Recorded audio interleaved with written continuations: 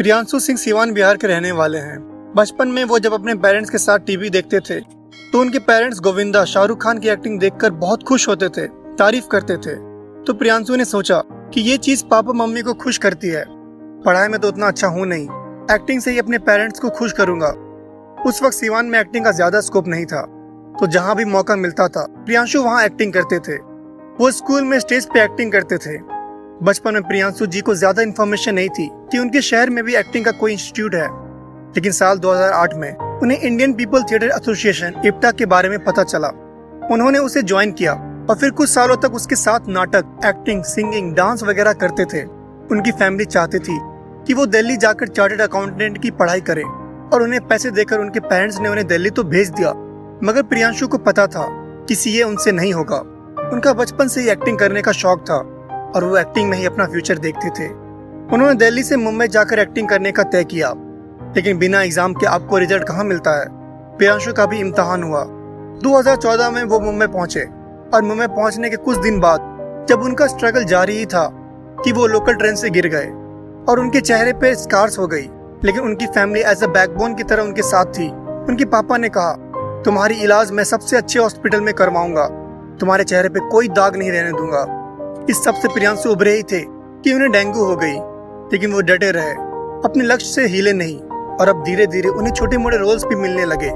सबसे पहले उन्हें लाश का रोल मिला, उसके बाद जिंदा इंसान का, कभी बहुत छोटे रोल्स जहां वो सिर्फ खड़े रहते थे। कभी कभी उन्हें महीनों बिना किसी काम के रहना पड़ता था। उनको सबसे पहला टीवी शो 2014 अगस्त में महाराणा प्रताप सीरियल में बाल विद्वान का छोटा सा रोल मिला। अगले 2 साल तक उन्हें ऐसे ही छोटे बड़े रोल्स मिलते रहे। कभी कभी काम रहता था, कभी कभी काम नहीं रहता था। 2016 में वो तेरी भाभी है पगले सीरियल जो कि सब टीवी पे आती थी, उनमें उनको रोल मिला था, तो वो उसमें एक्टिंग कर रहे थे। महीने में 20-22 दिन शूटिंग होती थी, बाकी 10 दिन घर पे रहते थे।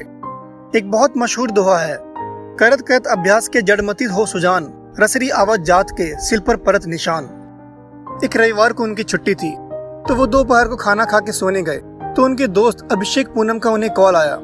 उन्होंने कहा कि प्रियांशु, एक सीरियल है निमकी मुखिया, बिहारी बैकड्रॉप की, ये स्क्रिप्ट है, मैं तुम्हें भेज रहा हूँ, पसंद आए तो ऑडिशन के लिए आ जाना। प्रियांशु ने कहा, मैं अभी एक सीरियल कर रहा हूँ, ये मैं नहीं कर पाऊंगा। उस दोपहर प्रियांशु को नींद नहीं आई। कुछ करता हूँ।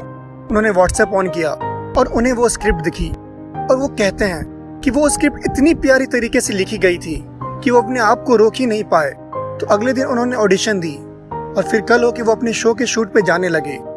1-2 दिन बाद उस शो के एग्जीक्यूटिव प्रोड्यूसर ने उन्हें कहा, प्रियांशु, एक बुरी खबर है, 10 दिन बाद हम लोगों का सीरियल बंद हो रहा है। इसके ठीक 20 मिनट बाद उन्हें निमकी मुखिया के शो से कॉल आया कि आपका सिलेक्शन हो गया है, कल कॉस्ट्यूम ट्रायल के लिए आपको आना है।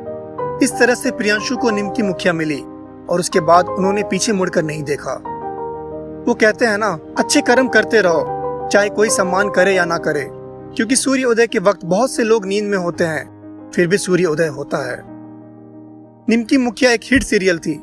उसमें प्रियांशु ने टुन्ने की कैरेक्टर का रोल किया और उन्होंने खूब सुर्खियां बटोरी। उसके बाद सब टीवी पे उन्हें मैडम सर सीरियल मिला, जिसमें चीता चतुर्वेदी का रोल उन्होंने निभाया।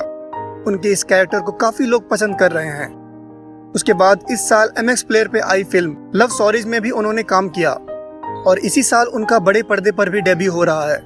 जी हाँ, बिहार की प्रियांशु सिंह की फिल्म आ रही है 14 फेरे, 23 जुलाई को G5 पे रिलीज होगी।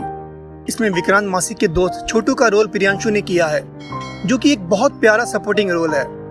ये तो बस शुरुआत है, आगे इनको और कामयाबी मिले, इसकी हम लोग दुआ करते हैं और सीवान बिहार का नाम ऐसे ही रोशन करे। तो ये थी एक और बायोग्राफी जिसमें छोटे शहर से होने के बावजूद भी एक बंदे ने अपनी लिमिट्स डिफाइन नहीं की और सारी बाउंड्रीज को तोड़कर मुंबई द ड्रीम सिटी में अपना नाम बनाया।